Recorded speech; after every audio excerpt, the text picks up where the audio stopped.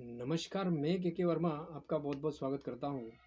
प्रश्न नंबर हम लोगों ने जो पिछले लेक्चर में हिंदी साहित्य के प्रगतिवाद से प्रश्न किए थे, आज हम लोग करने वाले हैं हिंदी साहित्य एमसीक्यूज़। प्रयोगवाद से संबंधित हमारे एमसीक्यूज़ हैं। हर रोज़ टॉपिक वाइज़ हम लोग पढ़ रहे हैं। तो आज का जो टॉपिक है वो है आपका प्रयोगवाद। आज का जो टॉपिक है वो है आपका प्रयोगवाद से संबंधित सारे 2020 प्रश्न आने वाले हैं। तो देखने से पहले लाइक करना ना भूलें। इसी के साथ प्रश्न नंबर पहला है आपके सामने। प्रयोगवाद का प्रवर्तक माना जाता है। प्रयोगवाद का जो प्रवर्तक है किसे माना जाता है? Option number A Muktibodh, option number B Nemichandra Jain, option number C Prabhakar Machwe and option number D Sachchidanand Hiranand Vasan Agyeya. तो प्रयोगवाद के जो प्रवर्तक हैं वो सच्चिदानंद हीरानंद वास्य अज्ञेय हैं। ऑप्शन नंबर डी आपका राइट आंसर होने वाला है। Option number D is the right answer. इसी के साथ अगला प्रश्न है प्रश्न नंबर दूसरा है आत्मजय किसकी रचना है? आत्मजय किसकी रचना है? Option number A Kunwar Narayan, option number B रघुवीर Sahay and option number C Arun Kamal, option number D Dushyant Kumar. तो आत्मजय जो है वो आपके कुंवर नारायण की रचना है। आत्मजय कुंवर नारायण की रचना है। ऑप्शन नंबर ए आपका राइट आंसर होने वाला है। Option number A is the right answer. Option number A आपका राइट आंसर होने वाला है। इसी के साथ अगला प्रश्न है प्रश्न नंबर तीसरा है हरी घास पर क्षण भर किसकी रचना है? हरी घास पर क्षण भर किसकी रचना है? Option number A Naresh Mehta, option number B Agyeya, option number C Sarveshwar Dwal Saxena, option number D Shakuntala Mathur. तो आपका जो ऑप्शन राइट होने वाला है ऑप्शन नंबर बी आपका राइट आंसर होने वाला है Agyeya. Option number B is the right answer Agyeya. हरी घास पर क्षण भर ये किसकी कृति है या किसकी रचना है? तो ये अज्ञेय की रचना है। इसी के साथ अगला प्रश्न है प्रश्न नंबर चौथा है चांद का मुंह टेढ़ा। प्रश्न नंबर चौथा है चांद का मुंह टेढ़ा आईएमपी प्रश्न है, एग्जाम में देखने को मिलता है। चांद का मुंह टेढ़ा काव्य संग्रह के रचनाकार हैं। Option number A Girija Kumar Mathur, option number B Agyeya, option number C Dharamvir Bharati और option number D Gajanand Madhav Muktibodh. तो चांद का मुंह टेढ़ा गजानंद माधव मुक्तिबोध की रचना है। ऑप्शन नंबर डी आपका राइट आंसर होने वाला है। Option number D is the right answer. इसी के साथ प्रश्न नंबर पांचवा है सात गीत वर्ष किसका काव्य संग्रह है? प्रश्न नंबर पांचवा है सात गीत वर्ष किसका काव्य संग्रह है? Option number A Mahadevi Verma, option number B Dharamvir Bharati, option number C Girija Kumar Mathur, option number D इनमें से कोई नहीं। तो सात गीत वर्ष जो हैं वो धर्मवीर भारती की रचना है। ऑप्शन नंबर बी आपका राइट आंसर होने वाला है। ऑप्शन नंबर बी आपका राइट आंसर होने वाला है। इसी के साथ प्रश्न नंबर छठा है खुशबू के शिलालेख कविता के रचनाकार हैं। खुशबू के शिलालेख कविता के रचनाकार हैं। Option number A Bhawani Prasad Mishra, option number B Bharat Bhushan Agarwal, option number C रघुवीर Sahay, option number D Sarveshwar Dayal Saxena. तो आपके खुशबू के शिलालेख Bhawani Prasad Mishra, option number A आपका राइट आंसर होने वाला है। Option number A is the right answer. Option number A is the right answer. इसी के साथ अगला प्रश्न है प्रश्न नंबर सातवां है तार सप्तक का संपादन हिंदी कविता के किस युग की शुरुआत से है? ऑप्शन नंबर ए छायावाद, ऑप्शन नंबर बी प्रगतिवाद, ऑप्शन नंबर सी प्रयोगवाद और ऑप्शन नंबर डी हालावाद। तो आपका जो राइट आंसर होने वाला है ऑप्शन नंबर सी प्रयोगवाद आपका राइट आंसर होने वाला है। इसी के साथ अगला प्रश्न है इसी के साथ अगला प्रश्न है प्रश्न नंबर 8वां है। प्रश्न नंबर 8वां है, तार सप्तक का प्रकाशन काल क्या है? तार सप्तक का जो प्रकाशन काल है वो क्या है? 1943, option number B 1951, option number D 1950 और ऑप्शन नंबर डी 1959। तो प्रथम तार सप्तक जो है, तार सप्तक के हैं 1943 आपका आंसर होने वाला है। 1943 आपका आंसर होने वाला है। और उसके बाद अगला प्रश्न देखिए, 1943 तार सप्तक का प्रकाशन 1943 में किया गया था। अगला प्रश्न है, निम्न में से कौन सी रचना सर्वेश्वर दयाल सक्सेना की नहीं है? आपको बताना है।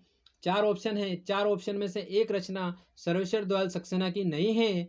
आपको वही आंसर बताना है। ऑप्शन नंबर ए पागल कुत्तों का मसीहा, ऑप्शन नंबर बी खूंटियों पर टंगे लोग, ऑप्शन नंबर डी काठ की घंटियां और ऑप्शन नंबर सी काठ की घंटियां और ऑप्शन नंबर डी एक शहर की मौत। तो एक शहर की मौत सर्वेश्वर दयाल सक्सेना की नहीं है।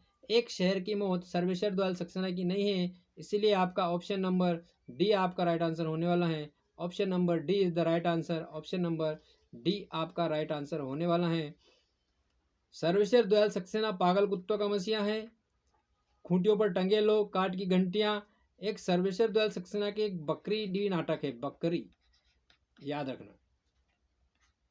अगला है, इनमें से कौन सा कवि नकेनवाद से जुड़ा है? इनमें से कौन सा कवि नकेनवाद से जुड़ा है? Option number A Kesari Kumar, option number B Kedarnath Singh, option number C Naresh Mehta and option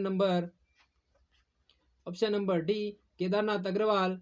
तो इनमें से कौन सा नकेनवाद से जुड़ा हुआ है? तो केसरी कुमार जो हैं आपके नकेनवाद से जुड़े हुए हैं। ऑप्शन नंबर ए आपका राइट आंसर होने वाला है। Option number A is the right answer. Option number A आपका राइट आंसर होने वाला है। इसी के साथ अगला प्रश्न है प्रश्न नंबर 11वां है। प्रश्न नंबर 11वां देखने से पहले निवेदन करना चाहूँगा कि वीडियो को लाइक करें, शेयर करें, कमेंट्स करें और सब्सक्राइब के बटन को दबाना ना भूलें, बेल आइकन को दबाना ना भूलें, जिससे मेरी आने वाली प्रत्येक वीडियो आपके पास बराबर टाइम पर पहुंच जाए। और आपको ये वीडियो कैसी लगी मुझे कमेंट्स जरूर करें। इसी के साथ प्रश्न नंबर 11वां है, सपनों का साया किसकी काव्य संग्रह है? सपनों का साया किसकी काव्य संग्रह है? Option number A Rahul Sankrityayan, option number B Prabhakar Machwe, option number C Agyeya and option number D Yashpal. तो आपका जो राइट आंसर होने वाला है प्रभाकर माचवे आपका राइट आंसर होने वाला है। ऑप्शन नंबर बी आपका राइट आंसर होने वाला है, Prabhakar Machwe. Option number B is the right answer. इसी के साथ अगला प्रश्न है,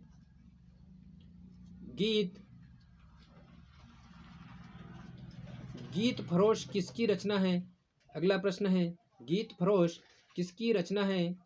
option number A Bhawani Prasad Mishra, option number B Muktibodh, option number C Kedarnath Agrawal और ऑप्शन नंबर डी भगवती चरण वर्मा। तो आपका जो गीत फरोश जो रचना है वो भवानी प्रसाद मिश्र की है। Option number A Bhawani Prasad Mishra. Option number A आपका राइट आंसर रहेगा, भवानी प्रसाद मिश्र। इसी के साथ अगला प्रश्न है, प्रश्न नंबर 13वां है,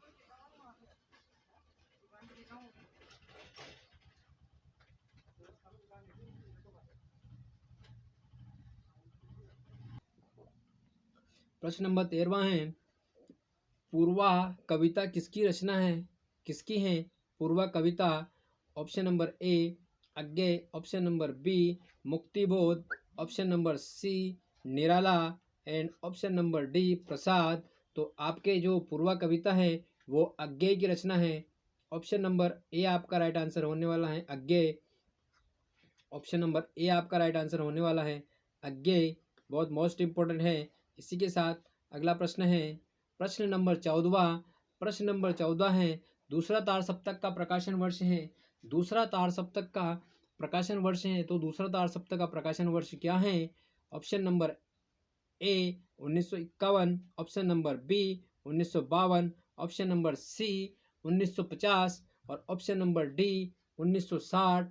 तो आपके जो दूसरा तार सप्तक है 1951 में हुआ था। ऑप्शन नंबर ए आपका राइट आंसर होने वाला है। ऑप्शन नंबर ए आपका राइट आंसर होने वाला है। इसी के साथ अगला प्रश्न है, दूसरे तार सप्तक के कवि नहीं हैं। दूसरे तार सप्तक के कवि नहीं हैं, तो कौन नहीं है? 4 ऑप्शन हैं और 3 ऑप्शन ऐसे रहेंगे जो दूसरे तार सप्तक के रहेंगे, लेकिन एक ऑप्शन ऐसा है जो दूसरे तार सप्तक का कवि नहीं है। Option number A Agyeya, option number B Shamsher Bahadur Singh, option number C Bhawani Prasad Mishra and option number D Harinarayan Vyas. तो आपके जो अज्ञे जी जो हैं वो दूसरे तार सप्तक के कवि नहीं है। ऑप्शन नंबर ए आपका राइट आंसर होने वाला है। Option number A is the right answer. Option number A is the right answer. इसी के साथ प्रश्न नंबर 16 है। प्रश्न नंबर 16 है, अंधेरे में नमक प्रसिद्ध कविता के रचनाकार हैं। अंधेरे में नमक प्रसिद्ध कविता के रचनाकार हैं। Option number A Agyeya, option number B Muktibodh, option number C Madhur और option number D Dushyant Kumar. तो आपके जो मुक्तिबोध जी जो हैं वो अंधेरे में नमक कविता के रचनाकार हैं। ऑप्शन नंबर बी आपका राइट आंसर होने वाला है। Option number B is the right answer. अगला प्रश्न है, प्रश्न नंबर 17 है। प्रश्न नंबर 17 है, तीसरे तार सप्तक के कवि नहीं हैं। तीसरे तार सप्तक के कवि नहीं हैं। Option number A Kirti Singh, option number B Sarveshwar Dayal Saxena, option number D Dharamvir Bharati और option number C Dharamvir Bharati और ऑप्शन नंबर डी इनमें से कोई नहीं। तो तीसरे तार सप्तक के कवि नहीं है Dharamvir Bharati. Option number C आपका राइट आंसर होने वाला है। ऑप्शन नंबर सी आपका राइट आंसर होने वाला है। इसी के साथ अगला प्रश्न है, प्रश्न नंबर 18वां है। प्रश्न नंबर 18वां है और अभी तक जिसने लाइक नहीं किया है वो लाइक करे, शेयर करे, कमेंट्स करे और मेरे चैनल को सब्सक्राइब करे और बेल आइकन के बटन को दबाना ना भूलें, जिससे मेरे आने वाली प्रत्येक वीडियो की अपडेट आपके पास पहुंच जाए। इसी के साथ अगला प्रश्न है, प्रश्न नंबर है 18वां, तार सप्तक के संपादक कौन हैं? Option number A Ramvilas Sharma, option number B Agyeya, option number C Dharamvir Bharati और ऑप्शन नंबर डी मुक्तिबोध। तो तार सप्तक के संपादक जो हैं ऑप्शन नंबर बी अज्ञे जी तार सप्तक के संपादक हैं। ऑप्शन नंबर बी आपका राइट आंसर होने वाला है। ऑप्शन नंबर बी आपका राइट आंसर होने वाला है। इसी के साथ अगला प्रश्न है, प्रश्न नंबर 19। प्रश्न नंबर 19 है, तीसरे तार सप्तक का प्रकाशन। तार सप्तक से प्रश्न बहुत ज़्यादा बन रहे हैं। तार सप्तक से जो प्रश्न बन रहे हैं बहुत ज़्यादा बन रहे हैं। तो इसमें एक तो प्रकाशन बन रहा है और तार सप्तक कितने हैं और कौन कौन से कवि किस किस तार सप्तक में हैं और कब किस तार सप्तक का प्रकाशन हुआ है, ये चीज़ आप नोट करें और ये चीज़ आप याद रखें, बहुत मोस्ट इंपॉर्टेंट है। एग्जाम में प्रश्न इनसे बनने वाले हैं और बनते रहे हैं। तीसरे तार सप्तक का प्रकाशन वर्ष क्या है? तीसरे तार सप्तक का जो प्रकाशन वर्ष है 1943, 1959, 1951 और 1969। मैं आपको बता दूं कि पहला तार सप्तक 1943, फर्स्ट तार सप्तक जो है 1943, दूसरा तार सप्तक 1951, सेकंड तार सप्तक 1951 एंड तीसरा तार सप्तक 1959। थर्ड जो तीसरा जो तार सप्तक है वो 1959 है और आपका राइट आंसर भी यही होने वाला है। और इसी के साथ चौथा तार सप्तक है 1980। चौथा तार सप्तक है। ये चार ऑप्शन में से मैंने आपको बता दिया कि कौन सा तार सप्तक का प्रकाशन कब हुआ। ऑप्शन नंबर ए जो है पहला तार सप्तक है, ऑप्शन नंबर सी जो है दूसरा तार सप्तक है और ऑप्शन नंबर बी जो है वो तीसरा तार सप्तक है और ऑप्शन नंबर चौथा जो है वो चौथा तार सप्तक है। और आपका जो प्रश्न है उसका आंसर ऑप्शन नंबर बी है 1959। तीसरा तार सप्तक का प्रकाशन 1959 में हुआ है। तीसरे तार सप्तक का प्रकाशन जो हुआ है वो 1959 में हुआ है। आपका option number B is the right answer. इसी के साथ आपका प्रश्न है, लास्ट प्रश्न है, लास्ट प्रश्न है प्रश्न नंबर 20। संशय की एक रात किसकी कृति है? संशय की एक रात किसकी कृति है? संशय की एक रात जो है किसकी कृति है? संशय की एक रात। Option number A Agyeya, option number B Narendra Sharma, option number C Naresh Mehta, option number D Kesari Kumar. तो संशय की एक रात नरेश मेहता की है, नरेश मेहता की कृति है। ऑप्शन नंबर सी आपका राइट आंसर होने वाले हैं। ऑप्शन नंबर सी 20वें प्रश्न का आंसर ऑप्शन नंबर सी होगा। इसी के साथ ये हुई हमारे 2020 प्रश्न हिंदी साहित्य से लेकर हिंदी साहित्य के 2020 प्रश्न हो चुके हैं और मैं रचना से संबंधित हर एक चैप्टर वाइज रचना लेकर आ रहा हूं जो कि बहुत मोस्ट और इम्पोर्टेंट होने वाली है एमपी टेट वर्ग 2 के लिए बहुत ही इम्पोर्टेंट होने वाली है। इसी के साथ प्रत्येक एग्जाम में भी इन साहित्य के कुछ ऐसी रचनाएं हैं जिनसे प्रश्न देखने को मिल रहे हैं और मैंने ये सारे पिछले जितने भी पेपर्स हुए हैं उनसे ही ये प्रश्न उठाए हैं। तो मैं चाहूँगा कि ये प्रश्न और ये वीडियो आप लोग जरूर देखें जिससे आपकी एग्ज़ाम में थोड़ा सा सफलता हो और आपको देखने में अच्छा लगे। और 20 मिनट में 20 प्रश्न बहुत बड़ी बात होती है। तो 20 मिनट में जो 20 प्रश्न मेरे द्वारा आपको दिए जा रहे हैं वो बहुत ही मोस्ट और इम्पोर्टेंट होने वाले हैं, बहुत कारगर सिद्ध होने वाले हैं। 2020 का खेल चल रहा है, हर रोज़ हर दिन 2020 Hindi MCQs and science MCQs को लेकर 2020 की सीरीज या 2020 का खेल चल रहा है। जिसको भी ये चीज़ें देखना है चैनल सब्सक्राइब करें, लाइक करें, बेल आइकन के बटन को दबाना ना भूलें जिससे मेरे प्रत्येक वीडियो आपके पास पहुंच जाए। और इसी के साथ मिलते हैं अगले लेक्चर में। जय हिंद, जय भारत, वंदे मातरम, जय श्री कृष्णा, राधे राधे।